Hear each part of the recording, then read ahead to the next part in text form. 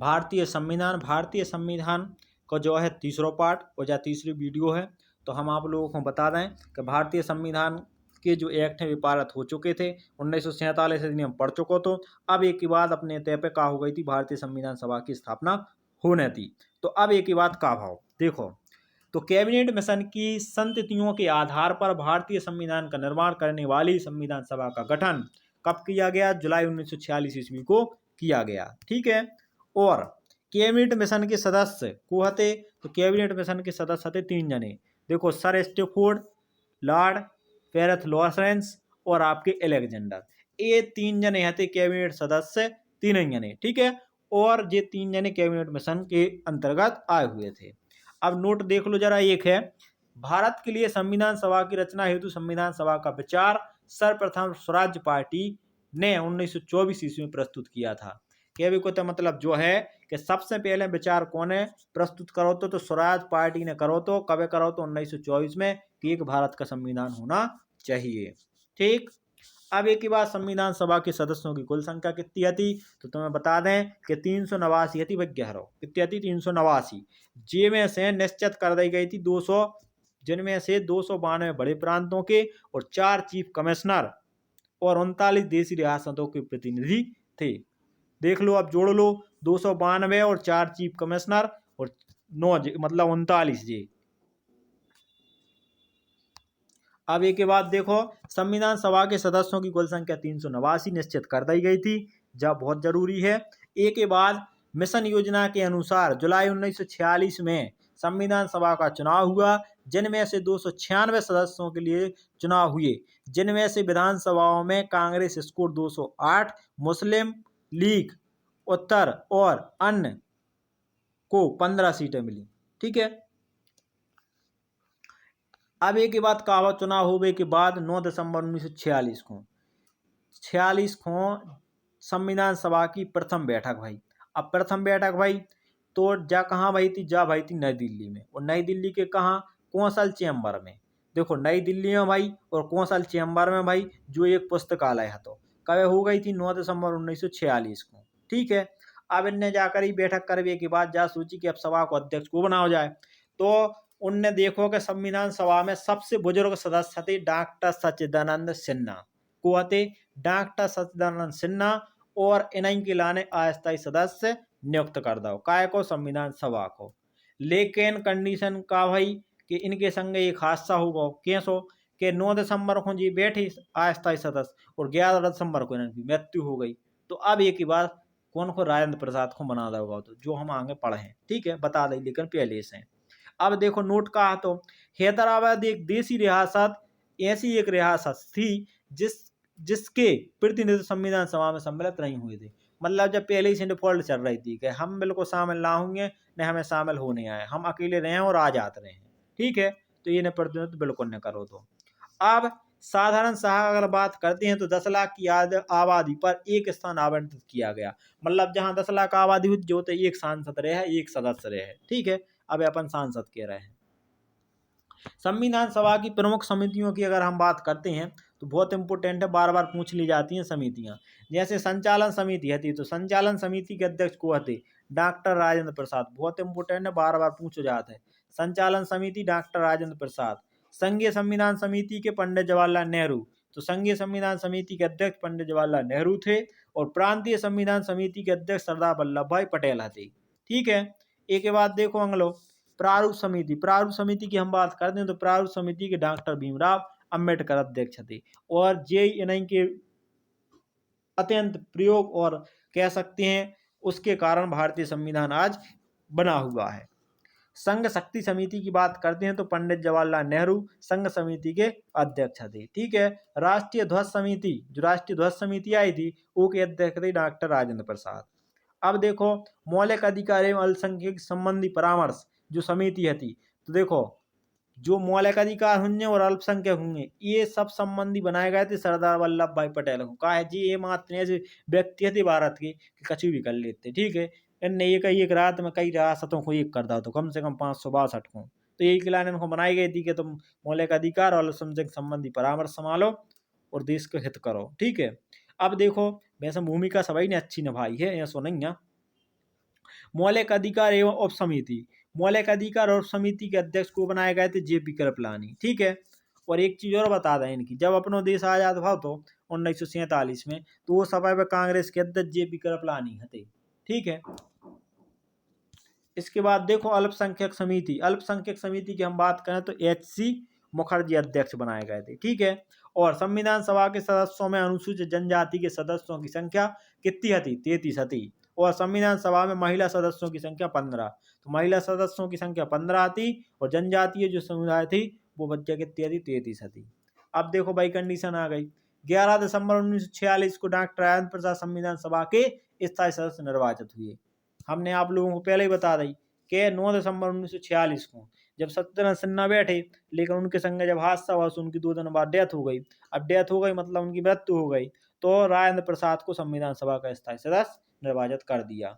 और संविधान सभा की कार्यवाही 13 दिसंबर 1946 को जवाहरलाल नेहरू द्वारा पेश किए गए उद्देश्य प्रस्ताव के साथ प्रारंभ हुई। के भी कहते मतलब जो है कि सबसे पहले उद्देश्य प्रस्ताव आओ तो, और जो जवाहरलाल नेहरू ने प्रस्तुत करो तो कब करो तो 13 दिसंबर 1946 को प्रस्तुत करो तो। अब 26 जनवरी 1947 को उद्देश्य प्रस्ताव की स्वीकृति के बाद संविधान सभा ने संविधान निर्माण हेतु अनेक समितियों की नियुक्ति की, जिनमें से वार्ता समिति, संघ समिति, प्रांतीय समिति, संघ शक्ति समिति, ठीक है, और प्रारूप समिति, ये बहुत ही प्रमुख थी। एक बार फिर से देख लो, ये बार बार पूछ लेंगे आते हैं कि 22 जनवरी 1947 के उद्देश्य प्रस्ताव की स्वीकृति के बाद संविधान सभा ने संविधान निर्माण हेतु अनेक समितियां नियुक्त की, जिनमें से वार्ता समिति, संघ संविधान समिति, प्रांतीय समिति, संघ समिति और प्रारूप समिति का गठन किया गया। BN राव द्वारा तैयार किए गए संविधान के प्रारूप पर विचार विमर्श करने के लिए संविधान सभा द्वारा 29 अगस्त 1947 को एक संकल्प पारित कर प्रारूप समिति का गठन किया गया। ये डेट याद रखना, 29 अगस्त 1947 को एक संकल्प पारित करने के बाद प्रारूप समिति का गठन किया गया, जिनके अध्यक्ष भीमराव अंबेडकर को बनाया गया। देखो जो उनके अध्यक्ष प्रारूप समिति, उनके अध्यक्ष को बनाया गया, भीमराव अंबेडकर को चुना गया। और इस समिति में 7 सदस्य थे। कितने सदस्य थे? 7। पहले डॉक्टर भीमराव अंबेडकर जो एक अध्यक्ष थे। कहा थे? अध्यक्ष। जब ये अध्यक्ष थे बनाया हुआ तो भीमराव अंबेडकर अध्यक्ष बन गए। अब देखो दूसरे सदस्य को क्या नाम है? तो दूसरे सदस्य को नाम है तो एन गोपाल स्वामी अयंगर। तीसरे को आते अलादी कृष्ण स्वामी अय्यर। चौथे को आते कन्हैयालाल मणिकलाल मुंशी, जो चौथे आते। पांचवे को आते सैयद मोहम्मद सादुल्लाह है। ठीक है। छठवें को आते एन माधव राव और सातवें को आते DP खेतान। DP खेतान के स्थान पर को आ गए TT कृष्णाचारी बनाए गए। अब तुमने और हमने नाव पढ़े से एक कंडीशन अपनी देखो बहुत अच्छी समझ में आ गई है कि जा चीज बस याद रखो कि ये में जितने भी सदस्य बनाए गए हैं वो पूरे कृष्ण भगवान के नाव हैं, है कि नहीं? केवल भीमराव अम्बेडकर को छोड़ के, भीमराव अम्बेडकर को छोड़ दे तो वे अध्यक्ष हो गए। अब देखो गोपाल स्वामी, कृष्ण भगवान को गोपाल का याद, कृष्ण स्वामी अय्यर कृष्ण हो गए, कन्हैया लाल, क्या बात है, कन्हैया लाल। ठीक है। फिर सैयद मोहम्मद सादुल, देखो इतने कहा थी कि सैयद मोहम्मद सादुल के स्थान में एन माधवराव आ गए थे, तो जो इतने इनके परिवर्तन होगा तो एन माधवराव आ गए। ठीक है। अब सुमाधव कृष्ण भगवान हो गई याद। DP खेतान, DP खेतान के बदले फिर जो दूसरे आ गए TT कृष्णाचारी, मतलब फिर कृष्ण भगवान को नाम आ गया। तो जा बस याद रखिए प्रारूप समिति में 7 सदस्य थे, जिसमें से 6 व्यक्ति ऐसे थे जिनके नाम कृष्ण भगवान से मिलते जुलते हैं, और एकमात्र अध्यक्ष थे भीमराव अम्बेडकर। तो वो सबको नाम याद हो ही जात है। प्रारूप समिति ने संविधान के प्रारूप पर विचार विमर्श करने के लिए 21 फरवरी 1948 को संविधान सभा को अपनी रिपोर्ट पेश करी। लो, प्रारूप समिति ने 21 फरवरी 1948 को कह दी कि ठीक है, जहाँ हमारी रिपोर्ट है, हम संविधान हम बने हैं। ठीक। अब संविधान बनाने में संविधान का क्या हुआ? वाचन हुआ। वाचन का मतलब बैठक भाई कि हाँ ठीक है भैया, का जोड़ हो, का हुई है, कहाँ कहाँ जय हो, तो ऐसी इनने व्यवस्था करी। तो अब देखो प्रथम वाचन की हम बात करें तो ये को प्रथम वाचन भाव तो 4 नवंबर से 9 नवंबर, क्या नवंबर? 4 नवंबर से 9 नवंबर 1948 ईस्वी तक चला। मतलब कि केवल 5 ही दिन जो वाचन चलो, 5 दिन इनकी बहस वही बातचीत भाई कि हाँ ठीक है, ऐसा नहीं ऐसा करना, ऐसा नहीं ऐसा करना। अब एक ही बात कहा, फिर दूसरा वाचन भाव नवंबर आई में। ठीक है। कब भाव दूसरा वाचन? 15 नवंबर 1948 को भाव, और जो प्रारंभ हुआ तो, लेकिन खत्म कब हुआ 17 अक्टूबर 1949, मतलब लंबो ही चला गया जो। ठीक है, 15 नवंबर सीधे 17 अक्टूबर 48 थे सीधे 49 आ गए।